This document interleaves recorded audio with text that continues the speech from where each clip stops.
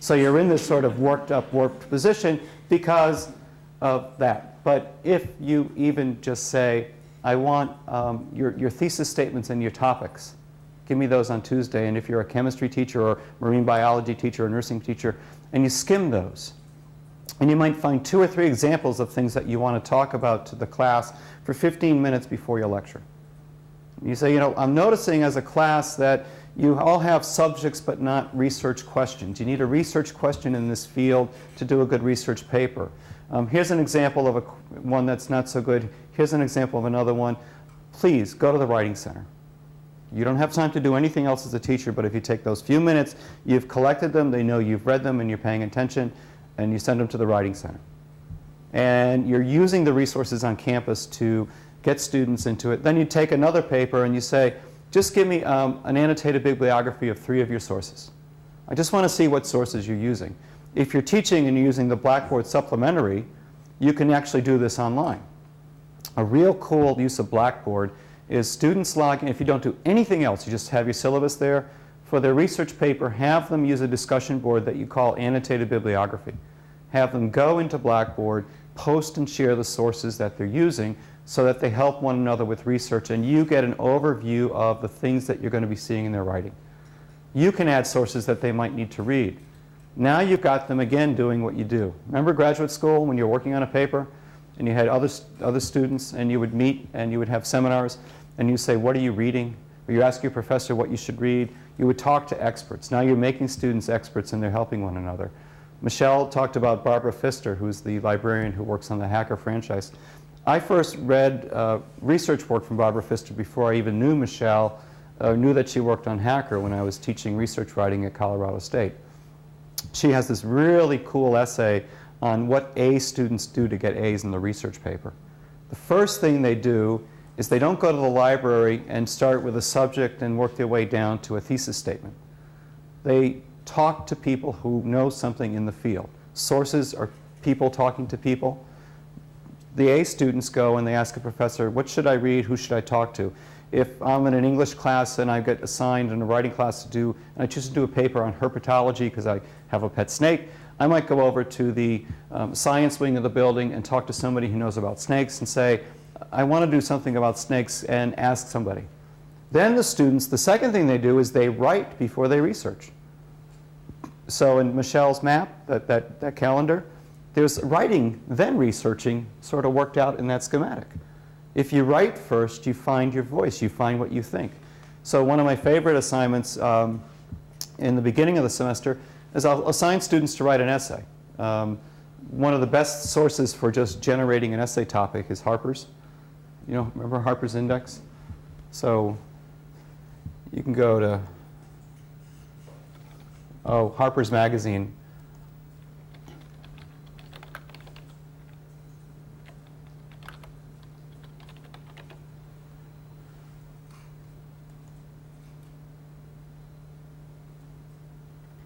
Wow. Let's see, what's new for January?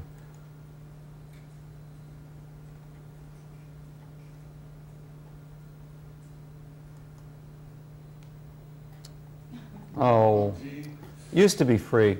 But it's you remember the index. It would have things like percentage of black males in New York State universities and college, and it might be 21%. Percentage of black males in New York State prisons and jails, and it might be like 80% or some other, very high number. And I would project those 2 things on the board, and then I would say to students, what might this mean? Give me 5 things it might mean, and then discuss what you post. And then if you're in a discussion forum, it's really kind of cool, because now they start responding to one another, and you think it means that they're not trying hard enough, and somebody else thinks it means that the school systems are failing, somebody else thinks it has to do with poverty, and somebody else thinks it has to do with the fact that there's not enough jobs, and they get all these different ideas about what these statistics might mean and what they tie back to, and there's disagreement, and they start challenging one another, and then they start refining what they meant, and they say, well, that's not what I meant to say, what I really meant to say was, and then what you realize that's going on in the course of a 45-minute class is, A, they're thinking, B, they're thinking through writing, C, they're responding to one another on ideas, D, in response to those responses, they're revising what they thought, And so in 45 minutes, you move them through the writing process of brainstorming, drafting, revising, and coming up with something new. You concatenate in a discourse community, and you capture the metaphor that is academic writing. Because academic writing is published on models that are in academic journals. And the idea was you would write these things and get peer-reviewed and feedback, and you'd edit those, and you'd submit them again, and the journal would publish them. Then they would be read by people in the field who would read your articles.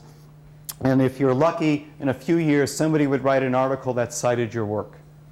And that was the matrix for creating an academic community, a body of knowledge defined by works in print.